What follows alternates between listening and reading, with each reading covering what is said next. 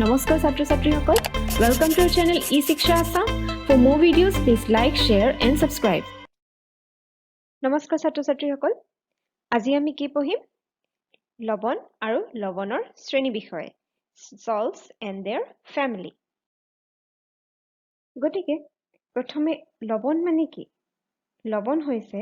তোমাৰ ধনাত্মক আৰু ঋণাত্মক আয়নেৰে গঠিত এবিধ যৌগ.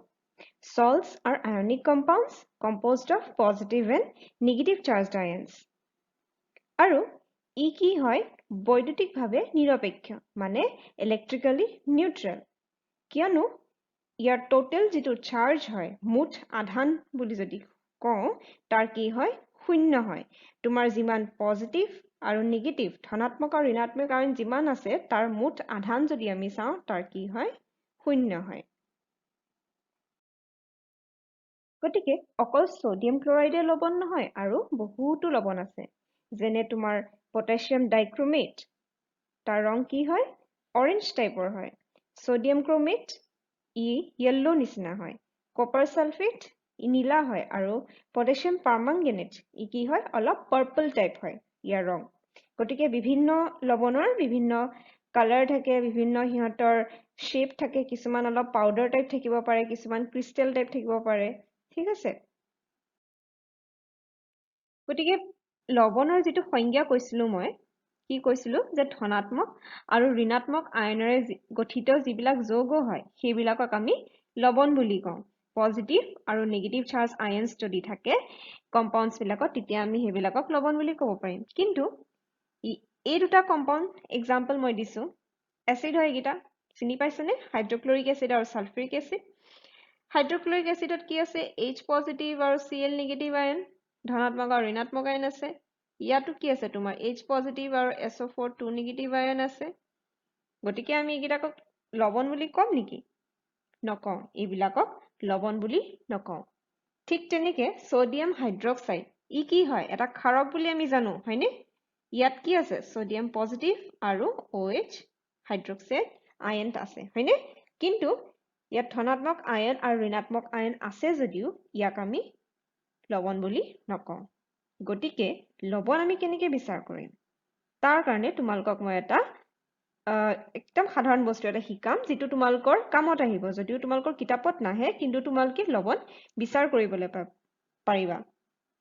গতিকে তাৰ পৰিৱৰ্তিত যিটো সংজ্ঞা হয়, মডিফাইড ডেফিনেশ্যন, এইটো হয় যে যদি এটা কম্পাউণ্ডত হাইড্ৰজেন আয়ন আৰু OH নেগেটিভ আয়ন আছে, আমি তাক সল্ট বুলি তেতিয়াহে কম যদি তাৰ উপৰিও বেলেগ ধৰণৰ পজিটিভ আয়ন বা বেলেগ এটা নেগেটিভ আয়ন থাকে. ঠিক আছে? তোমালোকে চাগে এতিয়া বুজি পোৱা নাই, মই এটা এক্সাম্পল দিছো. প্ৰথম এইটো এক্সাম্পলটো লৈছো মই, সোডিয়াম বাইকাৰ্বনেট. সোডিয়াম বাইকাৰ্বনেটত এতিয়া কি কি আয়ন আছে? সোডিয়াম পজিটিভ, H পজিটিভ আৰু CO3 2 নেগেটিভ কাৰ্বনেট আয়ন. এতিয়া হাইড্ৰজেন আয়ন আছে, হয়নে ইয়াতে? কিন্তু তাৰ উপৰিও আৰু এটা ধনাত্মক আয়ন আছে. কি আছে? সোডিয়াম পজিটিভ আয়ন. গতিকে আমি ইয়াক সল্ট বুলি ক'ব পাৰিম. ঠিক আছে নে? আৰু এটা উদাহৰণ দিছো মই, এইটো হৈছে সোডিয়াম হাইড্ৰজেন সালফেট. এতিয়া ইয়াতো কি দেখিছো? হাইড্ৰজেন আয়ন আছে, কিন্তু তাৰ উপৰিও আৰু এটা আয়ন আছে, সোডিয়াম পজিটিভ আছে, হয়নে? আৰু ঋণাত্মক আয়ন কি আছে ইয়াতে? Sulphate 2 negative. গতিকে ইয়াক আমি লৱণ বুলি কম. আৰু এটা উদাহৰণ দিছো, কপাৰ নাইট্ৰেট. এইটো বেসিক কপাৰ নাইট্ৰেট বুলি কয়. ঠিক আছে? মানে ক্ষাৰকীয় কপাৰ নাইট্ৰেট. ইয়াতো কি দেখিছো আমি? CO2 পজিটিভ, OH নেগেটিভ আৰু NO3 নেগেটিভ নাইট্ৰেট আয়ন. ইয়াত কি দেখিছো আমি? হাইড্ৰক্সাইড আয়ন আছে, হয়নে? কিন্তু হাইড্ৰক্সাইড আয়নৰ এই ঋণাত্মক আয়নটোৰ উপৰিও আৰু এটা ঋণাত্মক আয়ন আছে, হয়নে? গতিকে ধনাত্মক আয়ন, ঋণাত্মক আয়ন দুবিধ আছে. গতিকে ইয়াক আমি লৱণ বুলি ক'ব পাৰিম. এতিয়া তোমালোকে লৱণ বিচাৰ কৰিব পাৰিবানে? তোমালোকে সাধাৰণ যিবিলাক লৱণ, সোডিয়াম ক্লোৰাইড, ইয়াততো কোনো হাইড্ৰজেন বা হাইড্ৰক্সাইড আয়নৰ কোনো কথা নাই তোমালোকে চিধা চিধি ক'ব পাৰিবা এইবিলাক লৱণ হয় বুলি বা কি ক'ম কেলছিয়াম কাৰ্বনেট কি হয় Ca2 পজিটিভ আৰু কাৰ্বনেট নিগেটিভ দুইটা বেলেগ বেলেগ ধৰণৰ ধনাত্মক আৰু ঋণাত্মক আয়ন আছে হয়নে হাইড্ৰজেন পজিটিভ বা OH নিগেটিভ নাই এইবিলাক চিধা তোমালোকে লৱণ বুলি বিচাৰ কৰিব পাৰিবা কিন্তু যদি এনেকুৱা ধৰণৰ দেখা যে হাইড্ৰজেন পজিটিভ আছে তোমালোকে চাবা যে তাত বেলেগ ধৰণৰ ধনাত্মক আয়ন আছে নেকি বা বেলেগ ধৰণৰ ঋণাত্মক আয়ন আছে নেকি তেতিয়া তোমালোকে সেইটো লৱণ হয় নে নহয় বিচাৰ কৰিব পাৰিবা লৱণৰ বহুতো ব্যৱহাৰ আছে salts has many uses প্ৰথমে নাইট্ৰেট বা এমোনিয়াম salts এইবিলাক ক'ত ব্যৱহাৰ কৰা হয় ফাৰ্টিলাইজাৰ্ছ বিলাকত সাৰ যে খেতিত ব্যৱহাৰ কৰোঁ তাতো কিছুমান salt থাকে তাৰ পিছত আলোকচিত্ৰবিদ্যা মানে ফটোগ্ৰাফিত তাত তোমাৰ সিলভাৰ ব্ৰমাইডৰ কিছুমান ফিল্ম ব্যৱহাৰ কৰা হয় এই সিলভাৰ ব্ৰমাইডটো আচলতে কিয় ব্যৱহাৰ কৰে তোমাৰ পোহৰৰ ইহঁতৰ কি হয় they are very light sensitive মানে পোহৰত প্ৰতিক্ৰিয়া দেখুৱায় ঠিক আছে সেইকাৰণে ইহঁতক ফটোগ্ৰাফিত ব্যৱহাৰ কৰা হয় ই এটা লৱণ হয় তাৰ পিছত তোমাৰ প্ৰিজাৰ্ভেটিভ হিচাপেও ব্যৱহাৰ কৰা হয় সংৰক্ষক হিচাপে আচাৰ বনাওতে বা যিকোনো বস্তু ষ্ট'ৰ কৰোতে এনেকুৱা সল্টছ ব্যৱহাৰ কৰা হয় ঠিক আছে তাৰ পিছত তোমালোকৰ দৰব বিলাকত তোমালোকে দৰবৰ যদি কম্পজিশন বিলাক চোৱা তাতে তোমালোকে বহুত ধৰণৰ সল্টছ পাবা যেনেকে এটা এক্সাম্পল হৈছে এনিমিয়াৰ কাৰণে যেতিয়া আমাৰ টেবলেট দিয়া হয় এনিমিয়া কি হয় ডেফিচিয়েঞ্চি অফ আইৰণৰ কাৰণে গতিকে তাত কি থাকে তোমাৰ আইৰণ সালফেট নামৰ এটা সল্ট থাকে তোমালোকে যদি কম্পজিশন কিতাবা চোৱা তো তোমালোকে দেখিবা আইৰণ সালফেট তাৰ পিছত ফেৰাছ সালফেট তাৰ পিছত তোমালোকে জানাই সোডিয়াম ক্লৰাইড ক'ত ব্যৱহাৰ হয় তোমালোকে খোৱা বস্তু বনাওতে সোডিয়াম ক্লৰাইড নিমখ আমি ব্যৱহাৰ কৰোৱে তাৰ উপৰিও আৰু এটা সল্ট আছে তাৰ নাম হৈছে MSG ফুল ফৰ্মটো হৈছে মনোসোডিয়াম গ্লুটামেট আৰু এই মনোসোডিয়াম গ্লুটামেটটো কি কৰে তোমাৰ সোৱাদ বহুৱাবলৈকে ব্যৱহাৰ কৰা হয় তোমালোকে হোটেল বা ৰেষ্টুৰেণ্টত এইবিলাক ব্যৱহাৰ কৰা হয় বহুতে ঘৰতো ব্যৱহাৰ কৰে আমিও কৰো কি হয় ই আচলতে যিকোনো বস্তুৰ সোৱাদটো অলপ এনহেন্স কৰে বঢ়াই দিয়ে ঠিক আছে মেগী তোমালোকে নিশ্চয় খাইছা মেগীটো খুব টেষ্টি হয় নহয় জানো এই মেগীত কি থাকে তোমাৰ এই MSGটো থাকে আৰু মাজতে এই MSGটো আচলতে বহুতেই কয় ক্ষতিকাৰক হয় বুলি কয় গতিকে মাজতে তোমাৰ আই থিংক 2015 চনত 2015ত তোমাৰ কি হৈছিলে মেগীটো বেন কৰা হৈছিলে কাৰণ তাতে বহুত মানে MSG যিটো বেছি ব্যৱহাৰ কৰা হয় বুলি কৈছিলে আৰু তাতে লিডো পাইছিলে বাৰু সেইটো বেলেগ কথা কিন্তু MSGটো মেগীত ব্যৱহাৰ হয় সেইকাৰণে মেগীটো ইমান সোৱাদ হয় খাবলৈ এতিয়া আমি লৱণ কেনেকে প্ৰিপেয়াৰ মানে তৈয়াৰ কৰা হয় তাৰে চাওঁ কেইটামান প্ৰচেছেছ চাওঁ তোমালোকে জানা যে নিমখ ক'ৰ পৰা পাওঁ সাগৰীয়া পানীৰ পৰা পাওঁ হয়নে সাগৰীয়া পানীবিলাক সাধাৰণতে নিমখীয়া হয় কিন্তু অকল নিমখ নহয় তাৰমানে সোডিয়াম ক্লৰাইডে নহয় আৰু বহুতো তোমাৰ সল্টছ পোৱা যায় যেনেকে তোমাৰ মেগনেছিয়ামৰ সল্টছ বা কেলছিয়ামৰ সল্টছ কিয়নো তোমাৰ যিখিনি আহে পানী সাগৰখন কেনেকে সৃষ্টি হৈছে তোমাৰ বহুতো ৰিভাৰ্ছ নদী অন্যান্য এইবিলাকৰ পৰা বৈ বৈ আহি আহি সেই সাগৰখন সৃষ্টি হৈছে নহয় জানো এতিয়া তোমাৰ এই আহি থাকোতে পানীত আহি থাকোতে তোমাৰ কি হয় বহুতো শিলবিলাক তোমাৰ শিলবিলাক বহুত মিনাৰেলছেৰে তৈয়াৰী থাকে কেলছিয়াম মেগনেছিয়াম এইবিলাকৰ মিনাৰেলছৰ তৈয়াৰী থাকে গতিকে তোমাৰ ক্ষয় হৈ আহি আহি কি হয় এই সাগৰত গোটেই তোমাৰ সল্ট বিলাক লৱণ সোপা জমা হয় আহি গতিকে সেইকাৰণে তোমাৰ সাগৰৰ পানীবিলাক কি হয় বহুত নিমখীয়া হয় চল্টি হয় বুলি কয় গতিকে মানুহে প্ৰথম যেতিয়া নিমখ আৱিষ্কাৰ কৰিছিলে তেতিয়া ক'ৰ পৰা কৰিছিলে সাগৰৰ পানীৰ পৰা গতিকে সিহঁতি ফাৰ্মিং কৰিছিলে সল্ট ফাৰ্মিঙো হয় গতিকে কেনেকে কৰিছিলে সিহঁতি কিছুমান কেনেলছ এনেকুৱা বনাই দিয়ে ঠিক আছে এইবিলাক দেখিছেনে এইবিলাক কিছুমান কেনেলছ থাকে আৰু সিহঁতি কি কৰে ইয়াত পুখুৰীও কিছুমান খান্দি থৈ দিয়ে গতিকে সাগৰৰ পানীখিনি আহি পিনি কি হয় এই পুখুৰীকেইটাত সৰু সৰু গাঁত কৰি থৈ দিয়ে যে এইবিলাকত আহি জমা হয় জমা হৈ পিনি কি হয় তোমাৰ ৰ'দৰ তাপত লাহে লাহে কি হয় পানী শুকাই যায় শুকাই যোৱাৰ পিছত যিখিনি থাকি যায় সেই সল্টখিনি আকৌ কি কৰে ইয়াৰ পৰা উলিয়াই দিয়ে আকৌ তাৰপিছত এনেকে আকৌ পানী আহে আকৌ উৰুৱাই পানী শুকুৱাই হয়নে তেনেকে সল্টবোৰ জমা কৰি কৰি তোমাৰ ফাৰ্মিং কৰে দেখিছা এনেকে ফাৰ্মিং কৰা হয়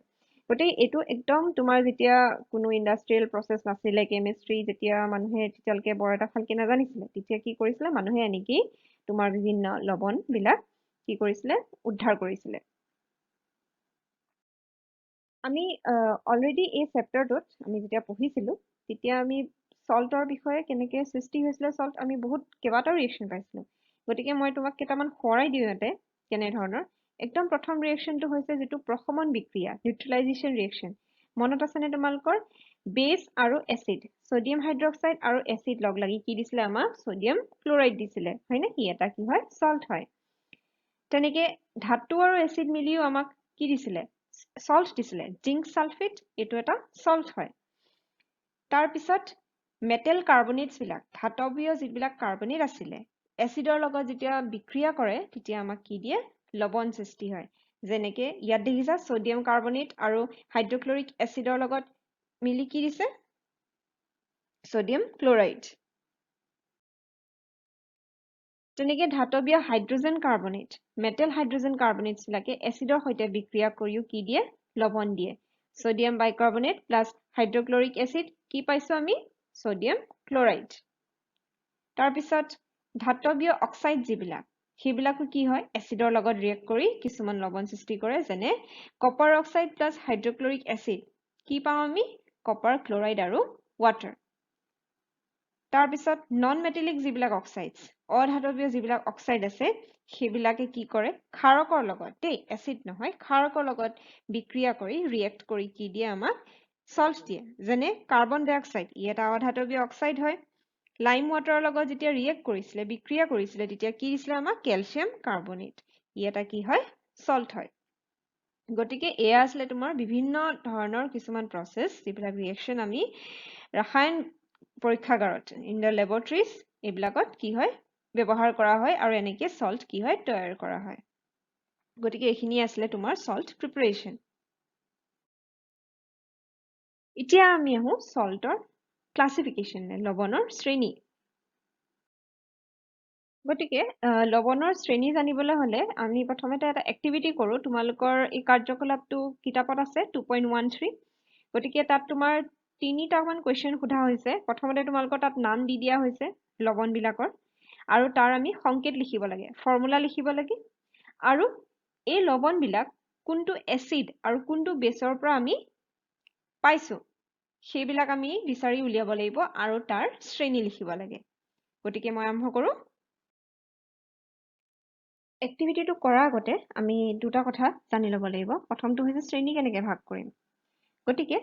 শ্ৰেণী ভাগ কৰিবলৈ হ'লে আমি জানিব লাগিব যে একে ধনাত্মক বা ঋণাত্মক মূলক থকা লৱণবোৰক একোটা শ্ৰেণী অন্তৰ্গত বুলি কোৱা হয় salts that have the same positive or negative ions belong to the same family সৰু এক্সাম্পল এটা দিছোঁ মই যদি ছডিয়াম ক্লৰাইড ঠিক আছে এইটো এটা সল্ট পটাছিয়াম ক্লৰাইড এইটো দিছ ইজ আনাডাৰ সল্ট এতিয়া ইয়াত এই দুটাতে কি ধনাত্মক বা ঋণাত্মক মূলক একে দেখিছা ঋণাত্মক মূলকটো একে আছে হয়নে the negative ion is same chloride negative হয়নে গতিকে আমি ইয়াক কি ক'ব পাৰিম ই ক্লৰাইড ফেমিলিলৈ বিলং কৰে তাৰমানে ক্লৰাইড শ্ৰেণীৰ অন্তৰ্গতত আহে এতিয়া এইখিনি হৈছে শ্ৰেণীৰ কথা আমাৰ এক্টিভিটিটোত সুধিছে যে আমি সল্ট এটা ক'ৰ পৰা পাওঁ মানে কেনেকৈ অবটেইন কৰোঁ সেইটো জানিবলৈ হ'লে আমি কেনেকৈ বিচাৰ কৰিম কিন্তু আমি সল্ট ক'ৰ পৰা পাওঁ আমি সেইটো জানো কেনেকৈ এটা ফেমাছ ৰিয়েকশ্যন এইটো মনত ৰাখিব লাগিব তোমালোকে যিকোনো এচিড আৰু বেছ যেতিয়া বিক্ৰিয়া ঘটে তেতিয়া আমাক কি দিয়ে সল্ট হাইড্ৰক্লৰিক এচিডটো তোমাৰ এচিড ছডিয়াম হাইড্ৰক্সাইডটো তোমাৰ কি হৈছে বেছ ক্ষাৰক হয় যিকোনো এচিড আৰু ক্ষাৰক লগ লাগি কি দিয়ে আমাক সল্ট দিয়ে আৰু along with it কি দিয়ে আমাক পানী ঠিক আছে গতিকে এই ৰিয়েকশ্যনটো তোমালোকক বহুত আগলৈও লাগি থাকিব তোমালোকক যদি কোনোবাই সোধে কেনেকৈ আমি সল্ট কেনেকৈ প্ৰিপেয়াৰ কৰোঁ যে যিকোনো এচিড আৰু বেছ লগ লাগি কি দিয়ে আমাক লৱণ দিয়ে এতিয়া মই এইটো এটা জেনেৰেলাইজ ফৰ্মত লিখিম ঠিক আছে সাধাৰণভাৱে লিখিম যিকোনো মানে তোমাৰ এচিড বেছ ৰিয়েকশ্যনৰ কাৰণে মই এইটো ৰিপ্ৰেজেণ্ট কৰিছোঁ গতিকে প্ৰথম এচিডৰ সলনি মই কি লিখিছোঁ ইয়াতে HX তাৰ মানে এচিডত আমি কি থাকে জানো হাইড্ৰজেন আয়ন থাকে হয়নে গতিকে এই হাইড্ৰজেন আয়নটো তোমাৰ থাকিবই লগতে তোমাৰ x টোৱে তোমাৰ যিকোনো আয়ন বুজাইছে ইয়াতে যেটো নেগেটিভ আয়নটো তোমাৰ x এৰ আমি ডিনোট কৰিছো তাৰ পিছত MOH বেস মানে ক্ষাৰকত কি থাকে হাইড্ৰক্সাইড আয়ন থাকে হয়নে গতিকে হাইড্ৰক্সাইড আয়ন OH টো লিখা আছে কিন্তু সোডিয়াম এটো কি হয় মেটেল হয় হয়নে ধাতু হয় গতিকে আমি M বুলি লিখিছো ঠিক আছে M এ ডিনোট কৰিছো যিকোনো মেটেল এটা ইয়াতে যিকোনো মেটেল হ'ব পাৰে এটা পটাছিয়াম হ'ব পাৰে সোডিয়াম হ'ব পাৰে ক্যালসিয়াম হ'ব পাৰে ঠিক আছে গতিকে এটো এটা কি হয় জেনাৰেলাইজ স্ট্ৰাকচাৰ সাধাৰণভাৱে যদি আমি গুটে এসিড বেসৰ সাধাৰণ ৰিঅ্যাকশনটো যদি আমি লিখিবলৈ যাওঁ এতিয়া সল্ট কেনেকৈ ফৰ্ম হৈছে সল্ট তোমাৰ ফৰ্ম হৈছে এ পজিটিভ তাৰ মানে M পজিটিভ আৰু X নেগেটিভ এই দুটা আয়ন লগ লাগি আমাক সল্ট দিছে MX আৰু বাকি কি হৈছে H আৰু OH মিলি আমাক কি দিছে water ঠিক আছে আমি HOH এনেকৈ লিখিব পাৰো ঠিক আছে গতিকে আমি কি দেখিছো যে সল্ট এটা ফৰ্ম হ'বলৈ হলে আমি জানো পজিটিভ আৰু নেগেটিভ আয়ন লাগে ধনাত্মক আৰু ঋণাত্মক আয়ন লাগে গতিকে ধনাত্মক আয়নটো কৰ পৰা আহিছে ধনাত্মক আয়নটো আহিছে তোমাৰ বেসৰ পৰা ক্ষাৰকৰ পৰা আৰু ঋণাত্মক আয়নটো কৰ পৰা আহিছে এসিডৰ পৰা X টো কি হয় ঋণাত্মক আয়নটো হয় গতিকে আমাক যদি এটা প্ৰশ্ন কৰে উল্টাকে প্ৰশ্ন কৰিব ঠিক আছে এক্টিভিটিটো তোমাৰ উল্টাকে প্ৰশ্ন কৰা আছে যে তোমাক সল্ট দি দিয়া আছে আমি এটা বিচাৰ কৰি উলিয়াব লাগে যে ই কোনটো এসিড বা বেসৰ পৰা তাক ডিৰাইভ কৰা হৈছে কোনটো এসিড বা বেসৰ পৰা আমি তাক পাইছো গতিকে আমি কি কৰিম এই M আমি জানো M টো কি হয় ধনাত্মক আয়নটোৰ পৰা আহিছে হয়নে ধনাত্মক আয়নটো কি হয় ক্ষাৰকৰ পৰা আহিছে গতিকে ধনাত্মক আয়নটোৱে কি কৰিব তোমাৰ পানীৰ সৈতে যেটা মিহলাই দিম M will react with OH ঠিক আছে M এ তোমাৰ OH ৰ লগত বিক্ৰিয়া কৰি MOH ক্ষাৰটো কি কৰিব সৃষ্টি কৰিব আৰু X তাৰমানে ঋণাত্মক আয়নটোৱে কি কৰিব H ৰ সৈতে X এ তোমাৰ H ৰ সৈতে বিক্ৰিয়া হৈ কি দিব HX তাৰমানে আমি যদি উল্টাকে চাওঁ আমি যেতিয়া বিচাৰ কৰিব যাম তেতিয়া আমি গম পাম যে MOH আৰু HX এই দুটাৰ কি হৈছে এসিড আৰু বেসৰ পৰা আমি লৱণটো সৃষ্টি হৈছে এতিয়া আমি কোৱেশ্চনটো কৰো গতিকে প্ৰথম যেটো কোৱেশ্চন দিয়া আছে হেতু হৈছে পটাছিয়াম সালফেট এতিয়া আমি বিচাৰ কৰিব লাগে পটাছিয়াম সালফেটৰ প্ৰথমতে সংকেতটো আমি কেনেকৈ লিখিম K2SO4 এটো হৈছে পটাছিয়াম সালফেটৰ ফৰ্মুলা এতিয়া আমি পটাছিয়াম সালফেট কোনটো বেস বা কোনটো এসিডৰ পৰা পটাছিয়াম সালফেট সৃষ্টি হৈছে হেতু আমি উলিয়াব লাগিব তাৰ কাৰণে কি কৰিম আমি পটাছিয়াম সালফেটক পানীত ডিজলভ কৰিম পানী মই HOH বুলি লিখিছো ঠিক আছে এতিয়া প্ৰথমে ইয়াত ধনাত্মক আয়ন কি হয় কেটায়নটো কি হয় K পজিটিভ হয়নে এতিয়া আমি জানো K পজিটিভ কৰ পৰা আহে ধনাত্মক আয়ন কৰ পৰা আহে ক্ষাৰকৰ পৰা আহে হয়নে গতিকে K পজিটিভে কি কৰিব তোমাৰ পানীৰ যেটো OH নেগেটিভৰ লগত তোমাৰ ৰিয়েক্ট কৰি কি দিব আমাক পটাছিয়াম হাইড্ৰক্সাইড ঠিক আছে আৰু ইয়াৰ ঋণাত্মক আয়ন কি হয় SO4 2 নেগেটিভ ঋণাত্মক আয়ন কৰ পৰা আহে এসিডৰ পৰা আহে গতিকে ঋণাত্মক আয়নে কি কৰিব এই H পজিটিভ আয়ন যেটো পানীত থাকিব সেই পানীৰ H পজিটিভৰ লগত SO4 2 নেগেটিভ মিলি কি দিব আমাক মই যদি লিখো SO4 2 নেগেটিভ আমি ফৰ্মুলা কেনেকৈ লিখিম 2 টো এফালে আহিব হয়নে এইফালে যাব পজিটিভ আৰু নেগেটিভ কেনসেল যাব ইয়াত কি আছে একো নাই মানে 1 আছে গতিকে আলটিমেটলি কি হ'ব এটো H2SO4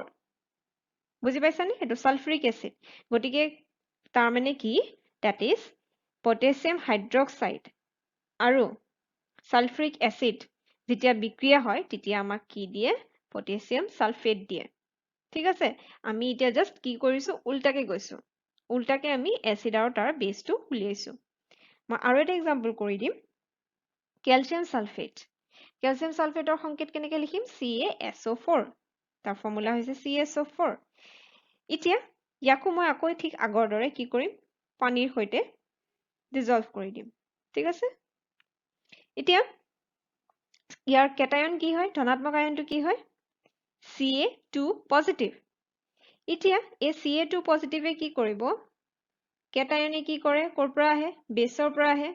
ই কি কৰিব তোমাৰ OH নেগেটিভ OH নেগেটিভৰ লগত বিক্ৰিয়া কৰি কি দিব আমাক কেলছিয়াম হাইড্ৰক্সাইড আৰু ঋণাত্মক আয়ন কি আছে ইয়াতে সালফেট হয়নে আকৌ ঠিক একে ধৰণে সালফেটে কি কৰিব H পজিটিভৰ লগত বিক্ৰিয়া কৰি কি দিব আমাক H2SO4 সালফ্ৰিক এসিড তাৰমানে ক্যালসিয়াম হাইড্ৰক্সাইড আৰু সালফ্ৰিক এসিড যেতিয়া বিক্ৰিয়া ঘটে তেতিয়া আমাক কি দিয়ে ক্যালসিয়াম সালফেট দিয়ে ঠিক আছে বেছ আৰু এসিড পালো এনেকে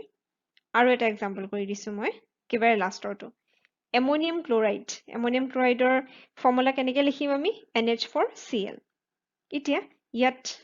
মই কি কৰিম আকৌ ঠিক আগৰ দৰে HOH পানীৰ সৈতে মিহলাই দিছো এতিয়া কি হ'ব বেছ কেনেকৈ পাম আমি তাৰ ধনাত্মক আয়ন কি হয় NH4 পজিটিভ NH4 পজিটিভে কি কৰিব তোমাৰ OH নেগেটিভৰ লগত বিক্ৰিয়া কৰি কি দিব NH4OH দিব মানে এমোনিয়াম হাইড্ৰক্সাইড এটো বেছ পাই গলো আমি এতিয়া ঋণাত্মক আয়ন কি আছে ইয়াতে Cl নেগেটিভ ক্লোৰাইড নেগেটিভ আয়ন আৰু এই ক্লোৰাইড নেগেটিভ আয়নে কি কৰিব H পজিটিভৰ লগত বিক্ৰিয়া হৈ আমাক এসিড দিব এসিডটো কেনেকৈ হ'ব HCl হাইড্ৰক্লোৰিক এসিড তাৰমানে এমোনিয়াম হাইড্ৰক্সাইড আৰু হাইড্ৰক্লোৰিক এসিডৰ মাজত যেটো বিক্ৰিয়া হয় তেতিয়া আমি কি পাওঁ এমোনিয়াম ক্লোৰাইড সল্ট পাওঁ তোমালোকে হয়তো বুজি পাইছা এইখিনিলৈকে এসিড বেছ কেনেকৈ পাম এতিয়া সল্ট ফ্যামিলি মানে লৱণৰ শ্ৰেণী কেনেকৈ ভাগ কৰিম ইয়াত দেখিছা পটাছিয়াম সালফেট আৰু ক্যালসিয়াম সালফেট এই দুটাত কি কমন আছে বাৰু ঋণাত্মক আয়ন গিটা কমন আছে হয়নে একে ধৰণৰ ঋণাত্মক আয়ন আছে গতিকে আমি কি ক'ব পাৰো ই সালফেট ফ্যামিলিত পৰিব ঠিক আছে সালফেটৰ শ্ৰেণীত পৰিব তোমালোকে এইখিনিলৈকে যদি বুজি পাইছা গোটেই টেবুলখন নিজে সলভ কৰিবলৈ চেষ্টা কৰিবা আৰু যদি সলভ কৰিব পাৰিছা তেতিয়া মোৰ এই টেবুলখনৰ লগত তোমালোকে উত্তৰসমূহ মিলাই চাবা তাৰ লগতে মই আৰু এটা কথা কৈ দিওঁ সোডিয়াম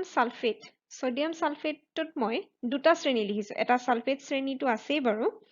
সোডিয়াম শ্ৰেণীটো লিখিছো কিয়নো তোমাৰ সোডিয়াম সালফেট সোডিয়াম ক্লোৰাইড দেখিছানে সোডিয়াম নাইট্ৰেট সোডিয়াম কাৰ্বনেট ইয়াত ধনাত্মক আয়ন এই গুটেইকিটাতে একেই হয় হয়নে গতিকে আমি কি ক'ব পাৰো ই সোডিয়াম শ্ৰেণীটো পৰে বুলি ক'ব পাৰিম সোডিয়াম ফ্যামিলিটো পৰে ঠিক আছে গতিকে ইয়াতো মই কি ক'ব পাৰো ইয়াতো সোডিয়াম লিখিব পাৰো ঠিক আছে ইউ সোডিয়াম ফ্যামিলিত পৰিব গতিকে এনেকৈ তোমালোকে ফৰ্মুলা বা